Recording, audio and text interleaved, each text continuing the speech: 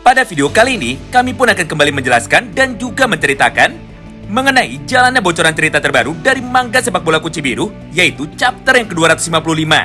Di mana semua isi pembahasan kita kali ini bersumber langsung dari beberapa bocoran pada manga versi majalahnya, yang kebetulan sudah banyak sekali beredar di internet sejak beberapa jam yang lalu. Jadi perihal kebenaran dan juga keakuratannya sudah pasti dapat dipertanggungjawabkan.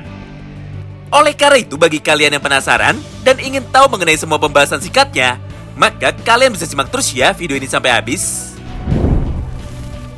Kita mulai dari yang pertama. Manga sepak bola Kuci Biru chapter yang ke-255 dibuka dengan sebuah potongan panel cerita singkat yang luar biasa menarik. Di mana pada halaman pembuka tersebut, atau tepatnya setelah Charles sudah melepaskan satu buah umpan jarak jauhnya, maka pada kesempatan yang sama itu, Kunigami yang sedang berlari dengan sangat cepat akhirnya tiba-tiba saja langsung berhenti, lalu dia pun segera membalikkan badannya. Serta tanpa pikir panjang, Kunigami pun seketika langsung memutuskan untuk bisa melompat.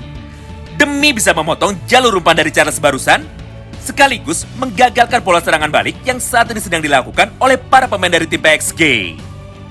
Akibatnya, bola umpan jauh yang sebelumnya sudah dikirimkan oleh Charles kepada Ryusei Shido, kini akhirnya berhasil dihentikan dengan sempurna menggunakan sundulan kepala dari Kunigami. Sehingga bola itu kembali menjadi terpental menuju ke arah yang berlawanan lagi. Nah, berdasarkan jalannya permainan yang terjadi pada semua momen di atas, maka pada halaman yang terakhirnya, Kunigami dan juga Yorio akhirnya kembali berkata seperti ini di dalam hatinya. Majulah, tugasku adalah untuk mengalahkan Ryusei Shido. Begitu pula dengan Yorio, di mana pada kotak dialognya, Yori berkata seperti ini di dalam hatinya. Bagus, tugasku adalah untuk bisa mengalahkan Charles. Mengingat ketika kemampuan metavision dari Charles sudah berhasil aku kalahkan, maka jalannya permainan dari lini tengah akan menjadi milik kami. Nah, setelah bola umpan dari Charles tersebut sudah berhasil dihentikan dengan sempurna oleh Rensuke Kunigami, maka di saat yang bersamaan, Ness pun seketika langsung datang lagi untuk dapat mengambil bola liar tersebut menggunakan teknik trappingnya. Namun, karena pada saat ini Ness sedang dijaga dengan sangat ketat oleh Zantetsuken, maka tanpa pikir panjang, dia pun segera mengoper bola itu lagi menuju ke sisi sebelah kanan lapangan. Di mana pada posisi itu, Grim pun lagi-lagi berhasil muncul menggunakan kecepatan berlarinya untuk dapat mengejar umpan dari Ness. Sebelum pada akhirnya, bola itu pun kembali dioper lagi dengan cepat menuju kepada Michael Kaiser yang kebetulan pada saat ini berada di sampingnya. Walaupun kenyataannya, Karasu masih terus mencoba untuk bisa mengejar Michael Kaiser dan mencoba untuk bisa menjaganya supaya Kaiser tidak bisa bergerak dengan bebas. Menyaksikan semua hal itu di depan matanya, Shido dan juga Rensuke Kunigami tentu saja tidak bisa tinggal diam. Hingga di saat yang bersamaan itu, mereka pun akhirnya langsung datang dari arah belakang Kaiser dengan menggunakan kecepatan berlarinya sambil terus saling menabrak satu sama lain. Di satu sisi, Shido tidak akan pernah membiarkan dirinya bisa dihentikan oleh Kunigami. Karena menurut Ryusei Shido, Kunigami adalah pahlawan yang palsu, alias pemain yang sama sekali tidak menarik. Sedangkan di sisi lain, Kunigami sama sekali tidak mau kalah dari Ryusei Shido. Mengingat tujuan dari Kunigami saat ini hanyalah ada satu saja, yaitu untuk bisa menjaga Shido dengan ketat supaya dirinya tidak bisa mencetak gol lagi. Nah, akibat penjagaan yang sangat ketat dari Kunigami tersebut, maka Shido pun lagi-lagi berhasil dikalahkan.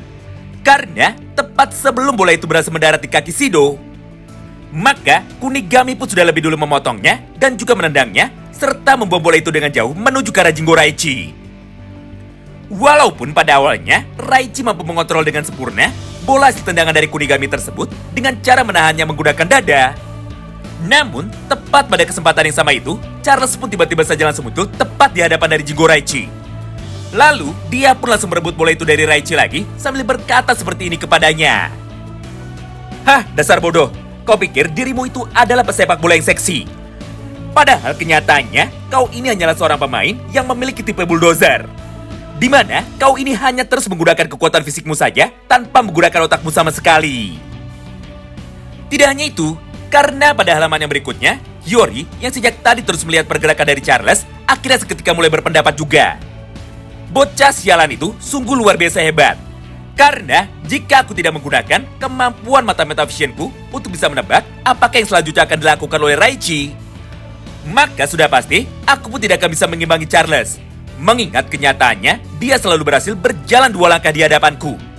Yang artinya, rencana dari Charles jauh lebih maju daripada rencanaku. Dengan begini, maka bertarung melawan Charles sama saja seperti bertarung melawan para mini-boss yang ada di dalam video game. Karena tidak peduli apapun yang saat ini aku lakukan, Charles selalu berhasil mengalahkanku.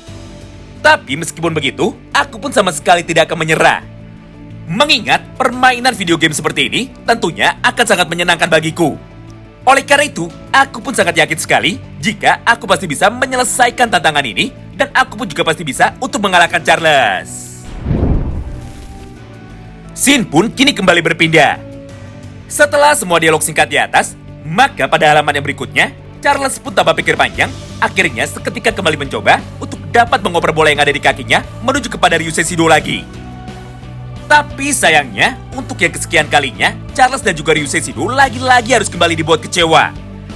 Karena kenyataannya, semua gaya permainan dari mereka berdua ternyata mampu dibaca dengan sempurna oleh Rensuke Kunigami.